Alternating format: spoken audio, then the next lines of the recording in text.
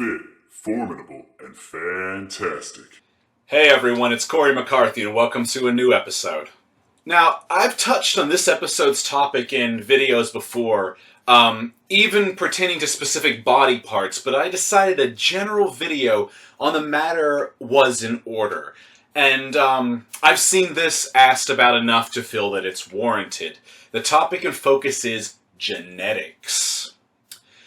The points I will cover will be what are considered good genetics, bad genetics, and what you can do with your genetic situation, whatever that might be.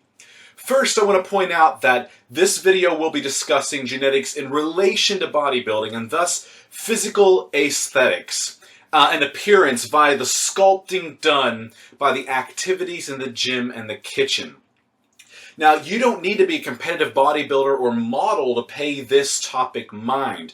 You might just be interested in improving your physical stock value, so to speak, when it comes to your appearance in everyday life and even in the bedroom. Especially the bedroom for many people. I mean, face it, when the clothes come off, and clothing can hide so very much, even more revealing articles of clothing still hide aspects of our bodies. And when they eventually come off, given the right physique elements, they can make a simmering situation even hotter. And I can speak from experience with this one. Anyway, you may be wondering why you push so hard on some areas of your physique, but they still don't look like person X or model Y or competitor Z.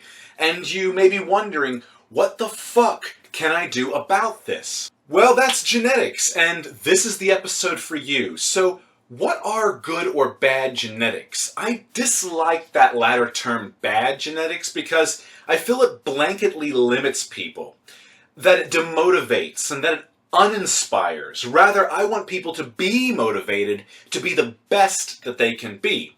I want everyone to realize that they are unique and as such have something unique to offer. There is no one else precisely like you. So however you develop your body, it will be individual.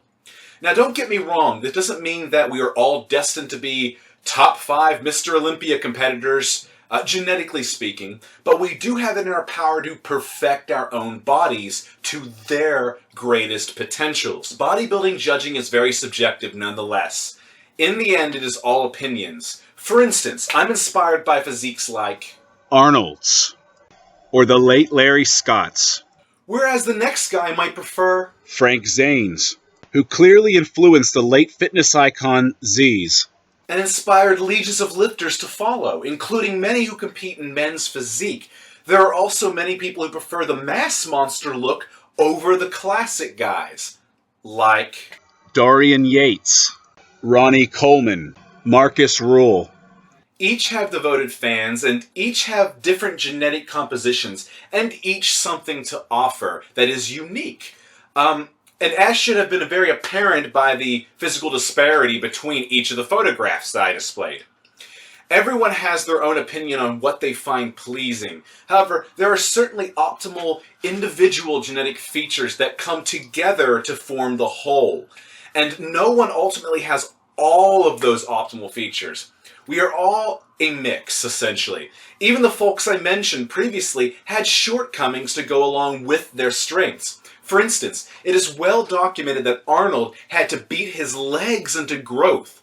He also was known to have a wider waist and had to become a master at posing to create the illusion of a tapered waist. Whereas a fellow like Frank Zane had a naturally tapered physique, but lacked that bone structure for the sheer size of the contemporaries like Arnold. Look, Frank, what you have to do is when I say side chest, then hit the side chest and then it come out. And if you don't have it, don't hit it. No, don't hit it. Yet both men won respective Mr. Olympia titles, and both men had devoted fans. And you could also cite 6-time Mr. Olympia champion Dorian Yates, who I previously pictured as a mass monster example. His arms were arguably lagging behind the rest of his physique, and he was never known to have a pretty physique, so to speak, from the lines and flow standpoint.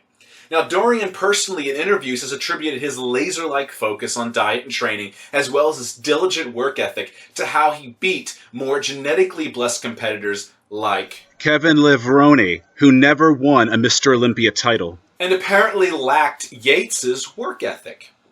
Now, to use myself as an example, I am constantly at battle with my triceps. For instance, my triceps have higher insertion points, so they lack a meaty fullness, so to speak. The look you'd find with the lower insertion triceps on a guy like Rolle Winkler. And as such, my triceps will never be as impressive as somebody with lower muscle insertions in that area. This is something I share in common with the previously mentioned IFBB pro Marcus Roll, who also has high triceps insertions. But nonetheless, both Marcus and I absolutely hammer our respective fucking triceps to develop into the best of our potential, even if they look relatively unimpressive compared to someone else who was dealt a better genetic hand in that particular area. And while you cannot change muscle insertions, without surgery at least, you can strategize ways to create an illusion. And physique, after all, is a game of illusion. We are each sculpting our bodies, tweaking individual aspects of our bodies to build a more pleasing whole. In my case, my triceps, I focus on big movements like the close grip bench and weighted dips to overload my outer lateral head. Seated barbell overhead extensions, for instance, also to focus on the long inner head by giving it a very deep stretch, and to make it hang as much as possible. And finally, reverse grip pushdowns to tie it all into my elbow, basically, giving an illusion of greater length by developing that medial head as much as possible. Whereas I never found straight bar overhand pushdowns as useful in the development department for my body, despite being a staple for most people. To me, the close grip benching and the dips just offered more value for my lagging triceps. But hey, I'm not complaining.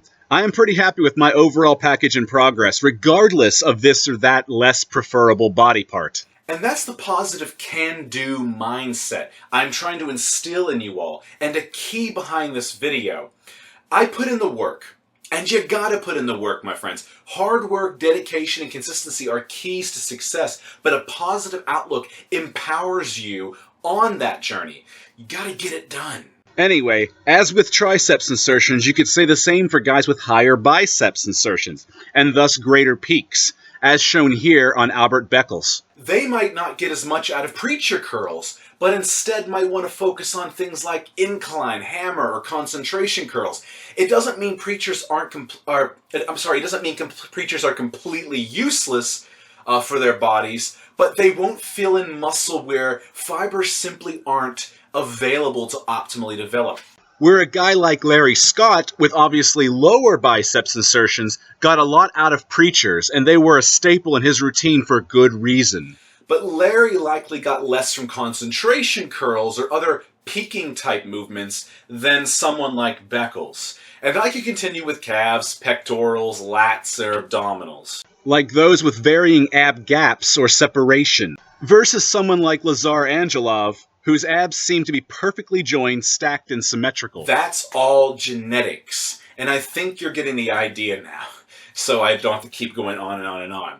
So this is why it is also important not to blindly follow famous routines, and rather design routines for your body or pay someone who's trained to do that. You may idolize someone like fitness model and men's physique competitor Steve Cook, but you won't look like Steve simply by copying his routine and his diet macros. In fact, you may end up with lagging areas in your own physique eventually that should have been given more of a focus in a routine designed for your physique. You are you. You are not someone else. And this falls in line with bone structure and fat metabolism as well. Those with larger bone structure will naturally look bigger and thicker compared to those with a smaller frame, just as those with wider clavicles will look wider than those with more narrow clavicles. A famous example of genetically narrow clavicles is the current and 5-time Mr. Olympia champion Phil Heath. You see, even the champs have shortcomings, even those considered the best in the world for what they do. And then there's strength. For instance, everyone likes to compare their bench, but someone with shorter limbs, for instance, is likely going to bench more than someone with longer limbs and will likely be able to achieve greater numbers in that lift. There's also metabolism to consider. There are those with faster metabolisms, naturally, who won't need to diet or cardio as hard as those with naturally slower metabolisms, but may find that muscle growth and or retention is more difficult due to their faster metabolism, which is why you shouldn't blindly copy someone's diet either. So as you can see, no one truly has it all, and there is no one-size-fits-all protocol. There's actually so very many factors that come together to build a unique individual. So work with your body, learn your body, and be the best version of you that you can be, a work of art unique to your makeup. Don't hate on yourself. Don't use perceived genetic status as a scapegoat for laziness or a reason to hate on others.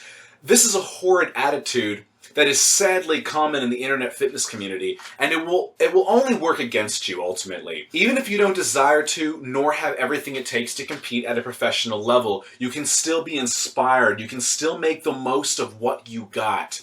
Perfect it.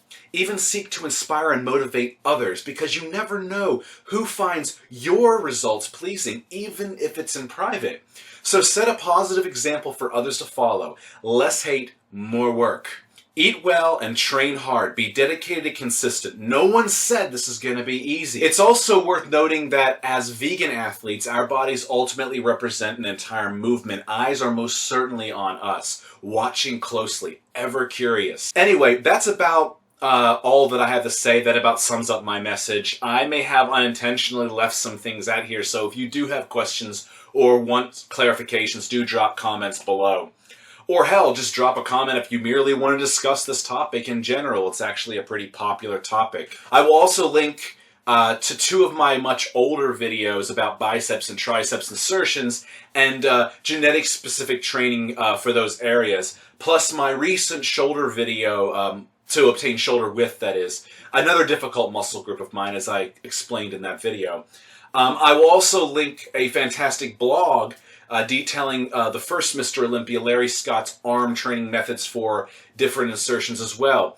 All for further viewing and reading, of course, and all below in the description. Otherwise, I will see you around next time, my friends.